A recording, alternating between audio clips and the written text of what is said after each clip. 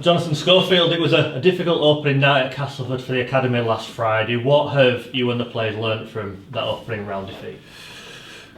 Learnt that we need to obviously improve in certain areas. Like I say, it was disappointing. The players that played in the game last Friday, they're disappointed also. But we'll learn from it.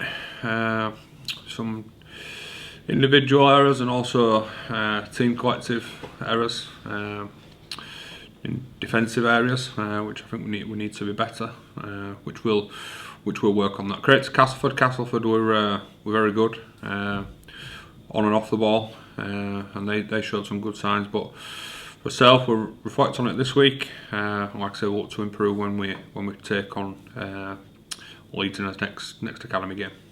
Jay McGill and Jacob Bateman were on Joe Redge at Newcastle. What's your assessment of how they went on up in the North East? Yeah, good reports back from Newcastle on Jacob and Jamie. At the start of the year, we set out that obviously we want each player to play as much as they can, really. Just with the reserve competition out, it's week on, week off. And myself and Ryan and other people at the club, we had a discussion that we want players playing week in, week out if they can. If that's obviously playing in League One, getting experience there, or even playing with a community club, which we feel that's important as well to give back to the community club, because we've got a big emphasis on that's where it all starts. And Finn Ballback did that this week at Unsworth Amateur Rugby League Club, and he were impressive also. But it's just a matter of getting them obviously continuous minutes, and they'll come back into our squad this weekend when we play Warrington this week. And those minutes continue against Warrington, as you've just referenced. It's an exciting time. Warrington normally have a really good pathway, a really good reserve squad out on show. Are you expecting more of the same on Friday night at Horsfall? Yeah, definitely. Like it was against Hull FC, I'd expect Warrington to bring a really strong squad. But it's a good challenge for our players. 3 games in after winning one and losing one to Salford, it's we've worked hard on what we feel we need to get better at, especially defensively, and we've done a lot of, as a coaching group, we've done a lot of work on that in the past 4 or 5 sessions with the players. So hopefully that'll come to fruition on Friday night. How much of that opening round game against Hull can be a blueprint, not just for how you start, but how you respond to adversity throughout the game as well?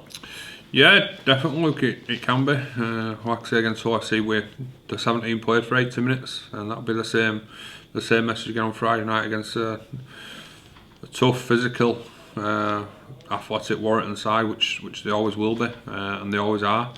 So that'll be the same message again. So I've belief in myself. I've definitely got that with the players that we're playing Friday night, but just compete as well. I said that last week, but we put a big emphasis on wanting to compete in every game, and that, like I said, that'll be the same message on Friday night.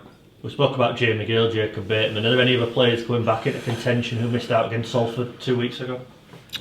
No, there isn't. No, but I want to give to a mention to the players who are playing consistent, obviously week in, week out in our own programme, academy and reserves, because we've got some great young kids coming up through the programme.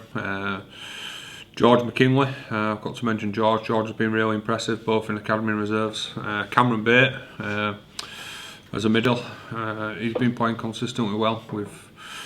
We had Alfie Leake back against Castleford for the academy for the first time, who I thought were outstanding, and Harvey Duckworth as well. But in obviously what we're in the development, it's important that we obviously look at individuals and how they're progressing, and obviously we've got some at the minute what are doing really well, showing plenty of effort, and showing a good attitude of how they're going about themselves in performances.